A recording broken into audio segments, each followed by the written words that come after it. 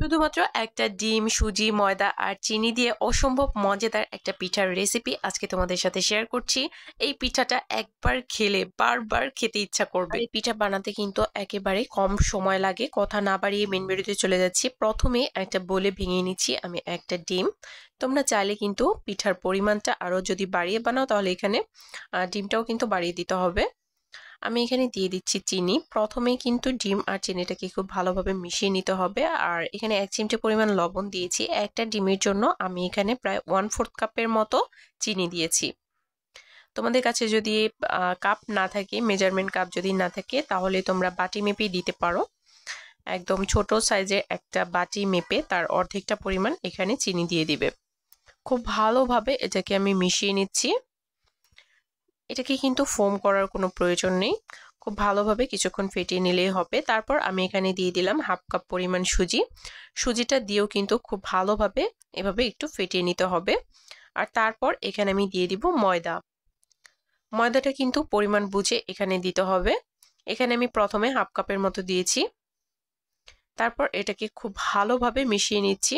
যদি মনে হয় ডোটা অনেক বেশি নরম তাহলে কিন্তু এখানে আরো সামান্য একটু ময়দা অ্যাড করতে পারো।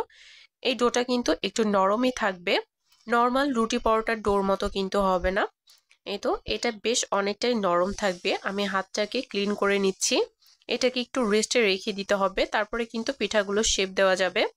এটাকে 5 মিনিটের জন্য রেস্টে রেখেছিলাম। তারপরে এই যে হাতে সামান্য একটু তেল লাগিয়ে নিয়েছি। তারপর কিন্তু পিঠার শেপ দিয়ে দিচ্ছি। আর সরাসরি এটাকে তেলের মধ্যে দিতে হবে, অন্য কোনো পাত্রে কিন্তু রাখা যাবে না, কারণ এটা কিন্তু আঠার মতো একদম লেগে যাবে। সরাসরি তেলের মধ্যে দিয়ে দিচ্ছি বানিয়ে। আর আমি কিন্তু তেলটাকে অনেক বেশি পরিমাণে গরম করিনি, অল্প গরম করেই কিন্তু তেলের মধ্যে পিঠাগুলোকে দিতে হবে। আর পিঠাগুলো দেওয়ার সময় কিন্তু চুলার আঁচটা একদম লোতে রাখতে হবে। আর পিঠাগুলো যদি সাইজে আরো বড় বানাও তাহলে কিন্তু চুলার আঁচটা একদম লোতে রেখে এগুলোকে ভাজতে হবে। এই তো দেখতে পাচ্ছ মধ্যের অংশে কিন্তু হিটটা একটু বেশি লাগে, মধ্যের অংশেতে কিন্তু একটু কালারটা একটু বেশি চলে এসেছে। যাই হোক, সবগুলোকেই কিন্তু আমি উল্টে দিচ্ছি। 1 মিনিট পরে কিন্তু এগুলোকে উল্টে দিতে হবে, তাহলে কিন্তু অপর সাইডটা একদমই পুড়ে যাবে। খুব বেশিক্ষণ কিন্তু দেরি করা যাবে না। আর চুলার আঁচটা কিন্তু লোতে রেখে আমি এগুলোকে ভেজে নিব। চুলার আঁচটা যেহেতু লোতে আছে, ভাজতে কিন্তু একটু বেশি সময় লাগবে। 7-8 মিনিটের মতো সময় লাগবে এগুলোকে ভাজতে। একটু ধৈর্য ধরে এগুলোকে ভেজে নিতে হবে। আর আমি কিন্তু এই পিঠার রেসিপিটা আগেও তোমাদের সাথে একবার শেয়ার করেছি, কিন্তু তখন শুধুমাত্র সুজি দিয়ে এই পিঠাটা বানিয়েছিলাম। আজকে কিন্তু সুজি আর ময়দা দুইটা মিক্সড করে বানিয়েছি। আজকেরটার টেস্টটা কিন্তু একটু ভিন্ন। তোমরা চাইলে কিন্তু এখানে 1/2 কাপের পরিবর্তে 1 কাপ সুজি দিয়েও পিঠাটা বানিয়ে নিতে পারো।